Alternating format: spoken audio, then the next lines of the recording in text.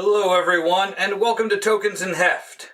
This week we're going to take a look at a two-player game called Summoner Wars. This is a neat card-based tactical combat game that I really do enjoy. It's a set of the whole box. I love how they've got the leaders of the 6 factions that come with the set are on the around the outside. The basic premise of Summoner Wars is that thousands of years ago in this world, the Lich King or whatever, Ret-Talus, discovered a summoning stone and was able to summon things to his aid and became the de facto power for a few thousand years or a few hundred, I forget which. Then one of the other leaders of one of the factions found his own summoning stone, and then more and more people found them. And instead of uniting and taking down Ret-Talus, who was making everything miserable, they decided to go back into petty rivalries and old grudges and just fight each other. Not the best use of their powers, but still, what else you gotta do? Inside the box, we have the board, which is 2 halves, and it's really just 2 copies of this one board. You get 1 rulebook, and you get all but these 3 guys, or factions. The set comes with 6 factions. I purchased I think it's a starter set they call it, where it's 2 factions and a paper version of the board. So you can get up and playing right away. I also got these guys down here, the mutants, who are, well, they're called the Filth. They're interesting. Very, very interesting. Rulebook is nice. Nice glossy print. The game is, there's your story. There's Ret-Talus. Rulebook does a good job of everything. It's pretty simple. The game's not that tricky. And then these last couple pages are explaining a few little things, terminology clarifications, and another neat thing. While it's normally a 2-player game, you can play this 4-player with 2 boards, and this interesting diagram of how play works. Well, how you pass the turns. Maybe I'll get there at some point. I need to teach a few more people this game, though teaching this game is no big deal. Before I unpack everything else, you get a bunch of these handy-dandy life counters. They're double-sided, 3 on one side, represents a single on the other one. Little wound counters, and a bunch of nice little 6-siders. They're not the fanciest, but they're not bad at all. And they're quite nice. Let's see, where to start? Well, that's not the problem. The problem is, which factions do I want to use? Let's go easy. And we'll use stuff from the main set. Take the Sand Goblins. Every deck they have varying numbers of cards depending on their powers and certain things, you know. For the most part, everyone's got the same, but yeah, it gets a little weird with some of them, especially like the Filth there. But every deck is going to have a summoner, who is, you see there, summoner of the Sand Goblins. This is Krusk, and he'll have powers and stuff. Before I go over that, let's just go over a basic character. Basic characters have their attack power, how much it costs to summon them, what kind of attack they do, ranged or melee. These little dots here are how many hits they can take before they die. That's just their faction, and every card from the deck has this background, a nice unique color, and the faction symbol. Makes cleanup a hell of a lot easier.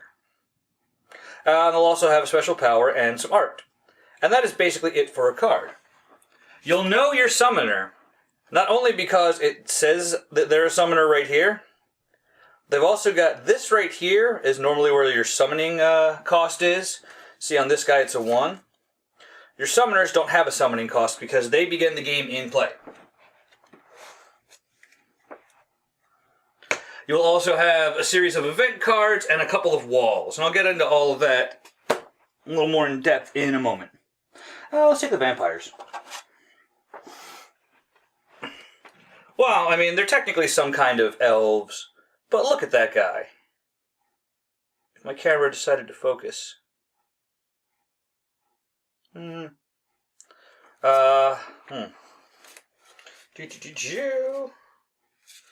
Oh, things didn't get put back the way I normally like them. Makes it trickier to show things off. Anyway, and there's their faction symbol on this dark purpley background. So they're technically shadow elves, but they're vampires. That's what we usually refer to them as. After you have chosen the factions that will be fighting, then you set up the board. Now, to make things easier, and because the game allows for it, we're just going to show you half the board and show you how setup works. Let's start with these goblin folks. Every single one of the faction decks also comes with a lovely little reference card. These are the event cards that must be in the deck, because there's a little, you can create your own deck, but everything in the deck has to be either the same faction as the summoner or mercenaries. They can be in any faction, which is kind of neat. But when you're building them, you need to include these cards. And then here's just a general review of the phases of play. Now on the other side is your setup diagram. This grid matches the grid on the board. And this shows you the starting setup with a little key up here. So, S is almost always your summoner, I think, on pretty much every one of these reference cards. So first thing we have to do is put our summoner right in that spot. So going from the bottom right-hand corner, it's 1 in, 1 up. So our summoner will start there. Then, who's next? Ooh, walls. Walls are... well, they're walls. I'm going to need just one wall. Here's a wall. Walls do not count as creatures, but they can be attacked and destroyed. And this is their life total along the bottom. Nothing too fancy. There are some special walls with some of the factions, but most of them are just kind of a general plain wall. After that, the A's are scavengers. So you go through your deck and you find, I need 2 scavengers. There's one. That's a shaman, and another scavenger.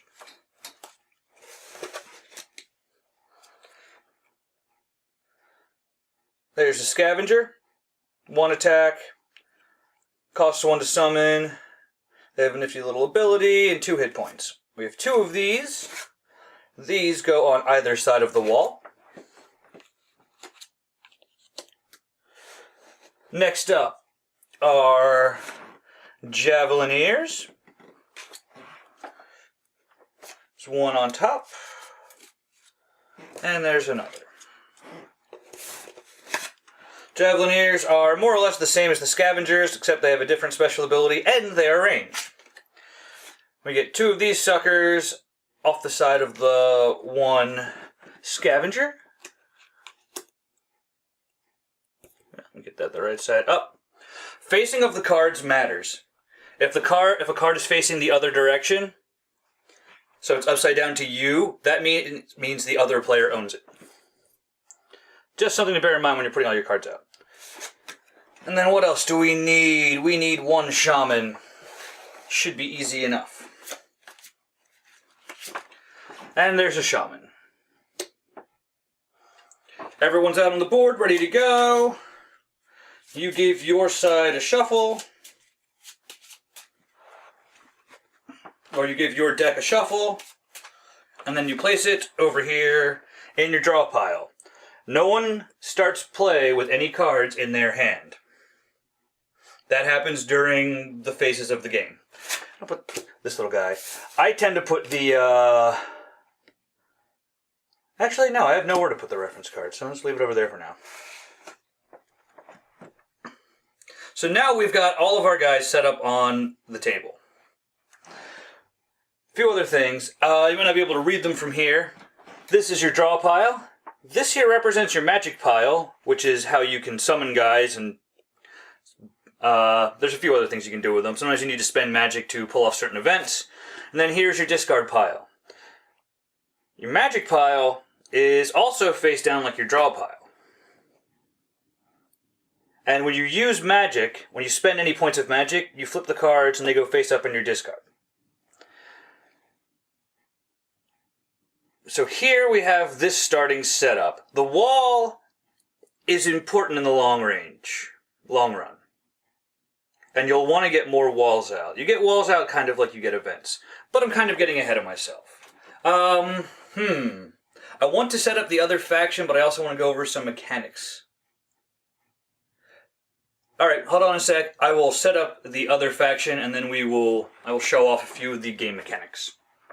And here we have a fully set up game ready to start. The Shadow Elves have a pretty spread out formation and can do some pretty interesting things. So from this point, what you do is each side's going to roll a die to see who goes first. Elves get a 4, Gobos get a 1. Elves will be going first. On the first part of a turn, well, your turn consists of the following phases. You draw, summon, play events, move, attack, and build magic. When you're the very first player in a match, you skip the first 3. So you just get to move, attack, and if you want, build magic. But when I explain that, you'll see you can't do that. Now, what can these guys do? The summoner here, Selendar, when he begins a turn without an enemy unit adjacent to him, if he attacks a unit that he is adjacent to during the same turn, he gets 2 to his attack value. So basically, if he starts a turn with no enemies next to him, but gets next to... Did I really say adjacent? Yeah, but if he... Okay, let me start that whole sentence over. If he begins his turn with no enemies adjacent to him, but on the same turn moves adjacent to an enemy and attacks them, he'll get an extra 2 dice to roll. The swordsmen have swift. When you move them during your movement phase, they can move an additional space. They're just nice and fast. A lot of this, the Shadow Elves tend to be big on movement. Rangers have shadow arrows. Once per turn, they can when they destroy a unit, you can place the ranger on the space the destroyed unit occupied. If you do this, you can spend a magic point to attack with the ranger 1 additional time. That's really neat. So if she fires at a guy and kills him, she then can teleport to the space of the guy she just killed and attack another time if you spend magic. This little scout guy here is free, but is weak as heck. And if it's on your opponent's side of the battlefield at the beginning of your turn, you can move an additional unit during your movement phase. So that's everything that's going on over here. So let's talk about movement. Movement is orthogonal. That means no diagonals. It is up, down, left, right only. Same thing goes for targeting and seeing if someone's adjacent to you. Only the 4 spaces directly adjacent count. No diagonals. On your turn, when you hit the movement phase, you can move 3 of your units. Movement has to happen before attack, by the way. So let's say 1, 2, 3. Oh, no, wait. I'm sorry, I think they can only move a space. I don't think there's a basic movement speed. Nope, wait, I'm wrong. 2 spaces. Everyone can move 2 spaces as a normal move value. So he can move 1, 2. Let's give him a 3. This swordsman, I'll just move him 1 space. And this ranger is going to move up 2 spaces as well. I have moved my 3 units. That's it for movement. Next we move on to combat. Combat's pretty easy. See this little, this big giant number here? That's how many dice you roll to attack. If you roll a 3 or higher, you hit. A 2 or a 1, you miss. That is all there is to attacking. There's no defense roll, though powers and stuff always come into play. You want 1, 2, 3. Cool. So, now we're at the attack phase. I'm going to have the Ranger attack the Scavenger up here, because ranged weapons, just a regular ranged attack, has a range of 3 spaces. So 1, 2, 3, just barely does it. Ranger gets 1 die. Let's see how this goes. And I rolled a 6. There you go. I rolled a 6. So the Ranger here killed the Scavenger. When you kill an opponent's creature, not a wall, I don't believe, but when you kill an actual unit, they go into your magic pile so that you can now use their energy to summon your own guys. Let's also finish this off. This swordsman here gets 2 dice. 2 6s. This is the best rolling I've done forever. And I'm playing D&D later and I'm the Dungeon Master, so I'm probably going to end up rolling low and making all my players happy. But this guy got eliminated and he goes into my magic pile as well. So, and I'm out of legal attacks, I believe. Yep, that's it. Another thing to note about ranged attacks, if someone's in the way, say this Ranger wanted to attack this Javelineer, she can't, even if she, well, she'd have to move up for range, but she can't because there's another guy blocking it. So you can't shoot through units, even friendly units. And that is a basic turn, or at least the very beginning turn. Let's move over to the Goblins here, and the Goblins get to go through the whole turn order. There is draw, which I believe is 3 cards.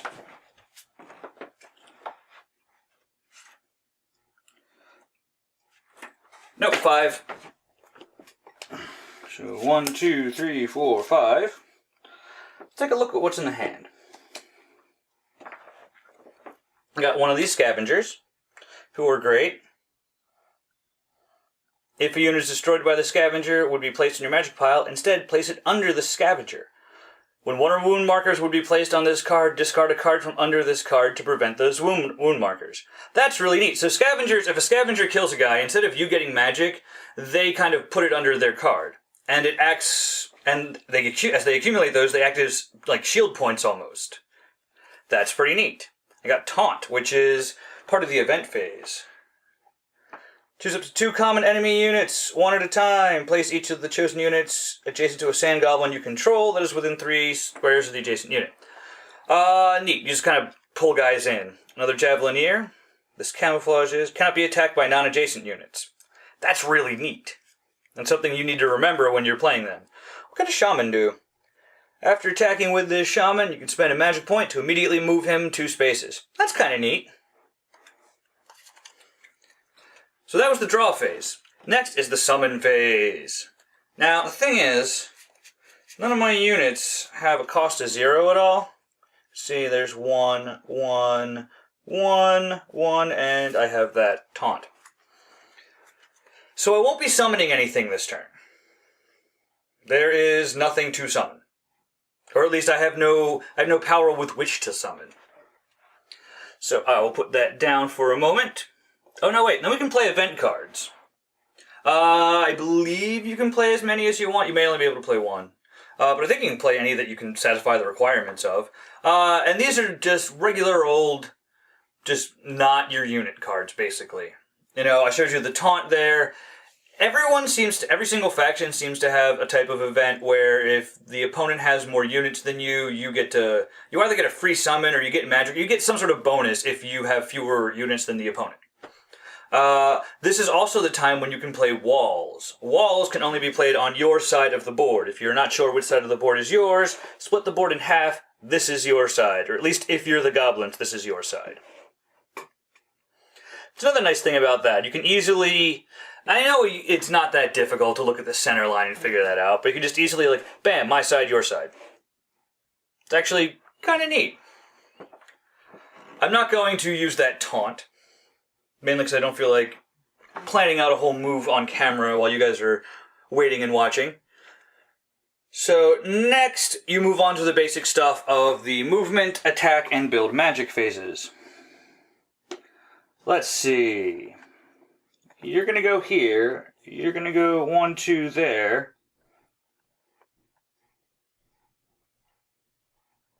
One, two. Shaman's just out of range of that ranger. Which stinks, but I think I'm doing okay. Next, we move on to attack. Javelineer is going to attack this swordman. You know what? I'm a jerk. I completely forgot that these aren't one-hit kill guys. These goblins have 2 hits each. So... Actually, I'll be putting them back in their starting spots. So...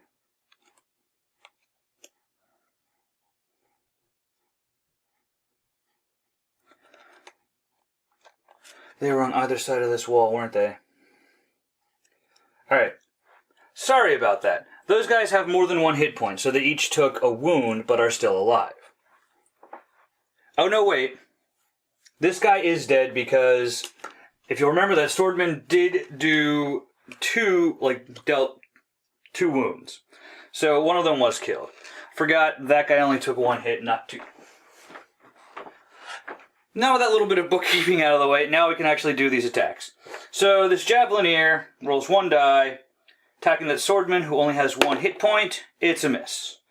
This Javelineer, that swordman, it's a 1 as well. That is also a miss. I have no one else who can attack. And you can only attack with 3 units a turn anyway. Same thing with moving. Move and attack, 3 units each. Unless the cards change that up, which they always will. So, I've done all of that. Now we're at the build magic phase. Hold on, it's bothering me having that on the board. The build magic phase is when you take cards from your hand that you might not want or may not really need right now, and you place them face down in your magic pile so that you have something with which to summon stuff next turn. Especially since I didn't kill any units. Oh, there's so many goofy guys in here. I've got 2 Javelineers, so I'm going to put 1 of them in here. And I don't like that taunt right now, so I will also place that in my magic pile. So that's 2 magic points I have for summoning next turn. And at this point, he's done, the goblins are done their turn. Now the Shadow Elves get their first actual full turn, since the first turn was really only a half turn. Now they get their 1, 2, 3, 4, 5 cards. They can play events, or they can summon, play events, move, attack, draw magic, continue. Anything else especially neat in here? Nope, these are just scouts and swordsmen. Not particularly amazing. Though, I didn't notice this before. They're big on movement, but everyone's got just 1 hit point. All these goblins have 2. Except that shaman, but he's a shaman. He's ranged, and he's got that fancy extra move if you want to spend the magic points for it. And that's more or less the game. That's the basics of the game. Everything else, one thing I should point out. When you summon new creatures, you have to summon them adjacent to one of your walls. That's why walls are there. That's one of the 2 reasons they're important. The other is just blocking people and being a wall, basically. But you need walls to be able to summon guys out onto the field. And again, those get played like event cards. No big deal for them. And that's these 2 factions, the Sand Goblins and the Shadow Elves, who are pretty neat little guys. Who else do we have? We've got Swamp Orcs. Let me see if I got...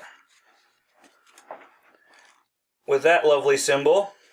And Swamp Orcs are kind of neat. Their deck... Excuse me, Freudian slip. Their deck is a bunch bigger than the other ones. Because they have... that might even be more than a dozen. They have a ton of these vine walls.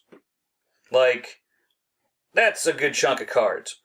And the vine walls are something that they use for their powers. Like certain guys, when they do certain things, they'll bring these walls up. I mean, I'm pretty sure that rampant growth there does it.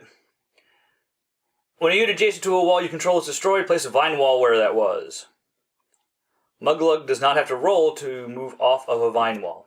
Oh yeah, vine walls have their own crazy bunch of stuff that goes along with them. You know, there's their whole, there's movement things. They're not quite basic walls. But that's kind of what these swamp orcs are like. You know, they're weird. It's weird to see orcs like this, because they're kind of like the druids. Or actually, they kind of remind me of, if you've played 4th edition D&D, they remind me of the Warden class. Or maybe like a Hamadryad or something like that. Down here...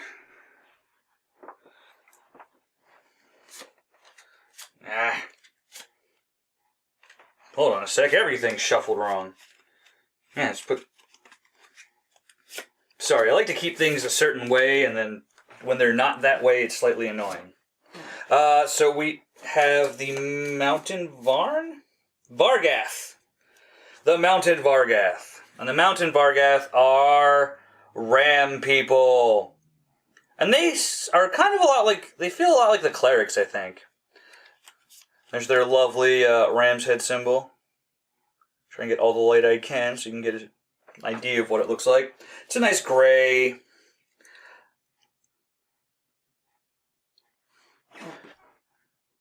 It's one of the units. Yeah, these are definitely I feel like clerics, or maybe even... No, I'm not going to say paladins, because they're all wielding hammers and clubs and things of that nature. So they're kind of like the clerics, only not quite. And that is the Mountain Vargath. You also, in this box, get the Deep Dwarves, which kind of bothers me because it reminds me of the Deep Gnomes or whatever, the Sverf Nephilim, which took me a month to figure out how to pronounce. But these are your magic guys, and they have a bunch of little things. They're a little trickier, because I think I've played them before or looked through them. They got a lot of event cards. Wow.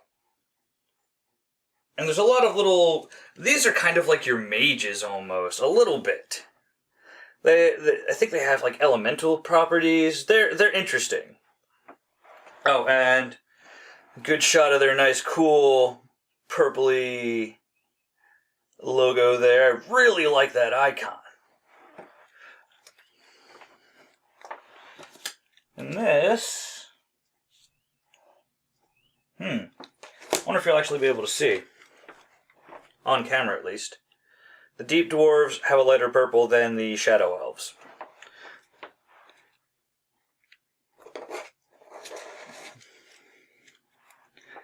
And then the last set of stuff last faction that you get in the Master Set here is the Benders, who are very weird magic users. These guys in the Deep Dwarves are your main magic folk. There's a lot of... I don't remember the specifics, but I remember these guys having a lot of weird, interesting little effects. These guys in the Deep Dwarves seem like you really need to know them to play them well. The other guys, it helps to know them. Any game like this, the more you play one faction, the better you get at them. But a lot of them, you can kind of get what their style is up ahead of time. Like, the Shadow Elves, you know that they have to go fast. Their speed, almost everything they've got is based on movement and agility.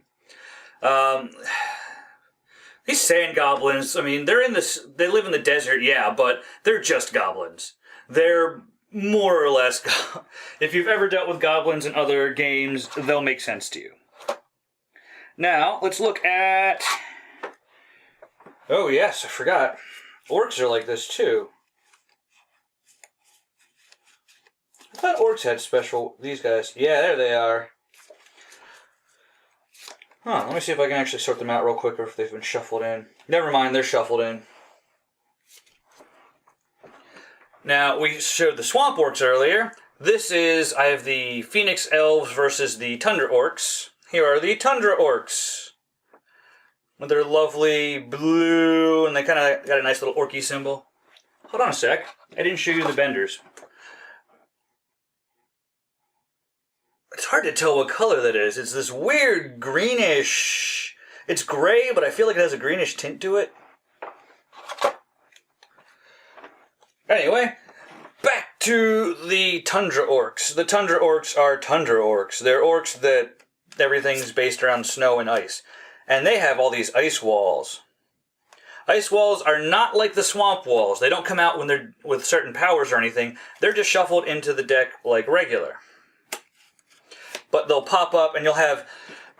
I mean, you're not popping them with powers, but I've played as them or against them, I forget which, but I know that these can get real frustrating. They're weak. You'll notice they only have 3 hit points. So they're not the worst, but they definitely frustrate and slow people down. And they still work like regular walls for summoning. They're a lot of fun. I remember now, I've played as the Tundra Orcs and I liked them. Phoenix Elves are Phoenix Elves. I mean, yeah, it's in you haven't seen that faction in something, I guess, but they're fire-based elves. More or less.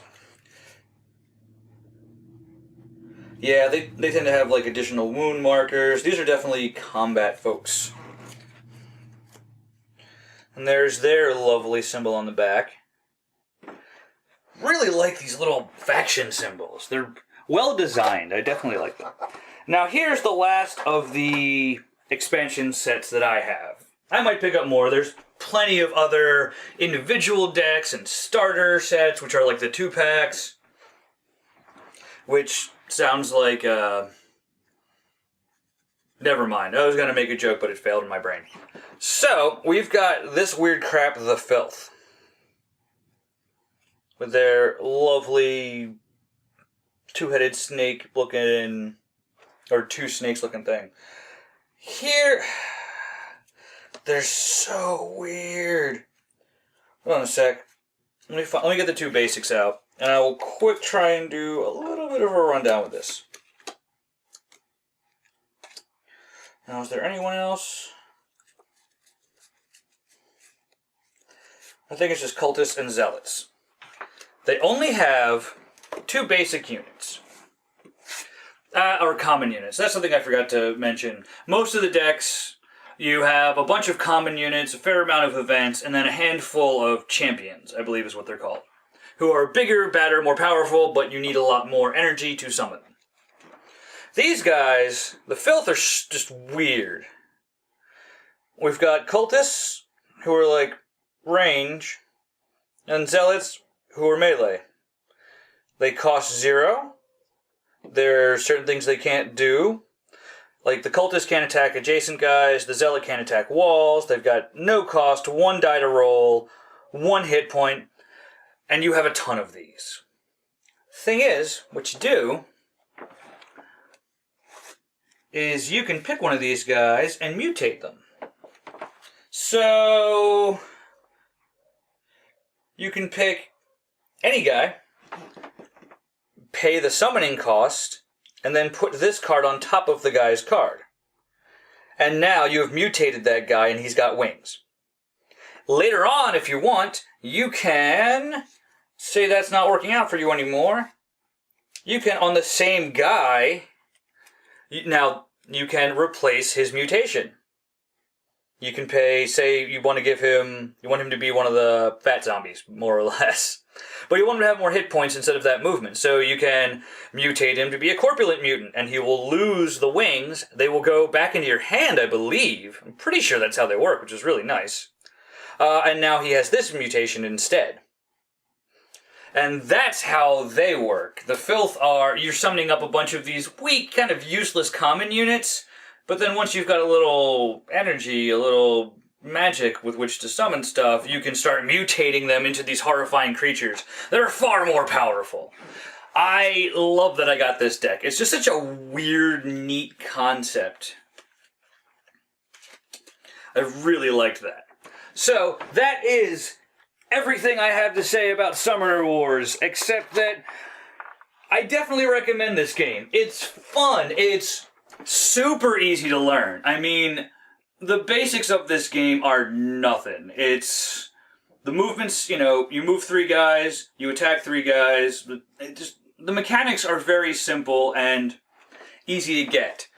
But like many good games, it's all in learning how to play and getting better at it, where the real fun lies. And especially with this, you know, you and your friends going at each other. I want to do a tournament of this. Really, I want to do a tournament of a lot of my 2-player games. I want to do this and BattleCon and not Catacombs. Darn, can't remember the name of the game. It's really good though. I also want to point out that this game is from Plaid Hat Games, who also make Dungeon Run, which is neat because the 2 games share the same universe.